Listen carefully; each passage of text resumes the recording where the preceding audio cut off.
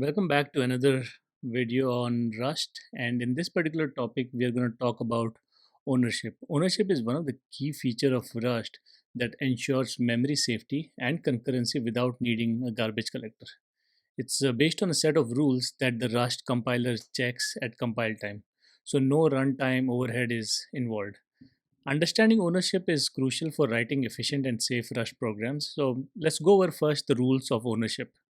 Ownership in Rust is governed by three main rules, as you see on the screen.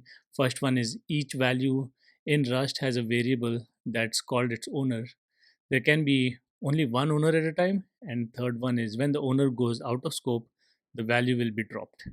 These rules ensure that Rust programs are free from dangling pointers, double freeze, and many other bugs related to memory management. If you've used any other type of programming languages, you're probably familiar with that. If not, probably go over them in a little while. So let's look at variable scope and ownership. A variable scope starts when it is declared and continues until it goes out of scope. When a variable goes out of scope, Rust automatically calls the drop function and cleans up the heap memory associated with that variable, if any. So let's say in this particular function, or I'll create a new function. I'll call it function test, and inside this create a variable s, and this I say string from hello. Say that. So in this particular case, as soon as we declare the variable s is valid from this point onwards. I can do whatever I want uh, with s here, and that will still be in scope, because as long as this is inside the brackets, it's fine. But as soon as you go outside and try to do something here with the variable s, this scope is now over here and s is no longer valid. So that's how scope works. It's based on where it's declared and until where it is available. Next, let's talk about look at the string type. So consider the string type which is allocated on the heap and can store an amount of text that is unknown at compile time. So you have a mutable string and you don't know how much memory it will take. It demonstrates ownership features well because it manages resources in memory. So for example, if I do let s, or get rid of this just so there's no confusion. So let's say mutable s, because I want to change this afterwards. So in this case, I have hello in here. Now I want to change, let's say, push string. I want to push more value into it. Hello, oh, sorry, hello is already there, so I'm going to say world. In this case, what happens is push string appends a literal to the existing string, and if you print this out, probably see in this case, so it's going to say hello world. So in this particular case, this will print hello world. Now the ownership of s is kind of demonstrated here, where it retains the value and heap, and it kind of doesn't know the value or how much memory it needs during compile time in this case. Let's look at move. In Rust, assignment or function arguments passing or function argument passing can transfer ownership of a value. This is known as move, something that we have looked at before, where if I have, let's say, a variable s1 string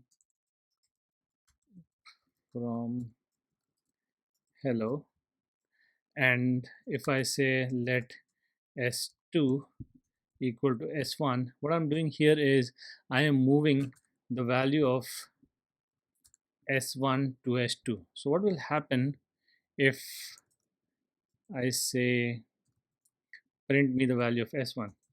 In this case, it gives me a error because it says value borrowed here after move. So value is gone. It doesn't have the value. So, but if I print s2, it works. The reason is because once you assign some value to other, it moves the value. So there's nothing available at that particular place, and it's kind of invalid.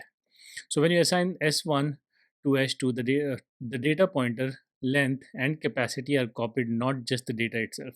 So s1 is no longer valid after the move, preventing double free errors in this case.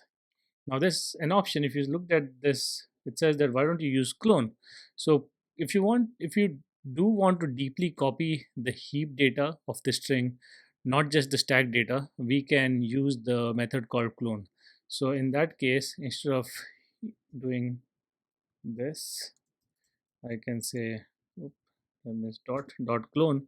So it will deep copy this value. So if I go back, run it, h2 will has this value. If I go s1, s1 will have its value. So both of them have that value. There's also copy trait, which we have looked at before. Now Rust has this special annotation called the copy trait that we can place on types like integers that are stored on the stack. So as you saw before, integers, floats, booleans, and characters, they are all stored on the stack and not on the heap.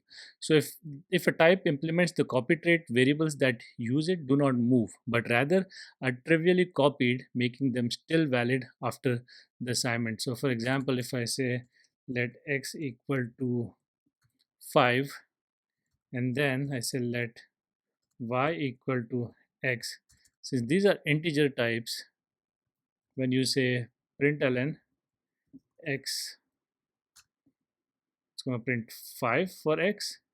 Even if I do print for y, it will print 5. So both will have, because they are deeply copied, or not deeply copied, they are on the stack, so they are just copied values directly. There's no pointers in there.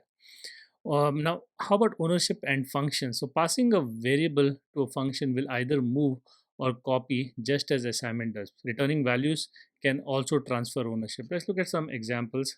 So to get rid of this, say let s equal to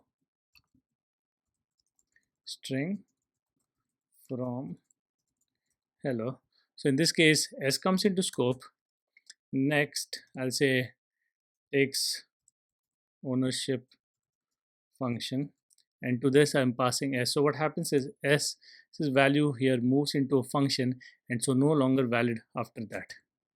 So now I say let y, or let's say x equal to 5. Now x comes into scope, and I say call a function called as make copy and pass the value of x. In this case, x would move into the function, but I30, since I32 is copy, so it's okay to still use x afterwards here. X is still valid here, but s is not valid because s is of the type string, and they are on the heap and not on the stack. So if you look at the takes ownership function, if I write that, implement that function, say some string. So in this case, what happens is some string comes into scope because it's part of the argument, and if I print here, some string goes out of scope after this closing bracket and is dropped because it will free out the memory. Similarly, if I call a makes copy function and pass some integer in here of the type I32, which I've already passed x here. So in this case, what will happen is, let me just go ahead, println, comma, some integer. So in this case, some integer comes into scope. At the end of it, some integer goes out of scope, but nothing happens because it's part of the stack. Now, understanding ownership along with some related concepts of borrowing, which we'll do in the next video, and lifetimes, which we'll do a video later, is fundamental to mastering Rust. Now, ownership ensures memory safety and prevents data races, making Rust program reliable and efficient. So if you have any questions, just leave it in the comment and we can go over that. Thank you.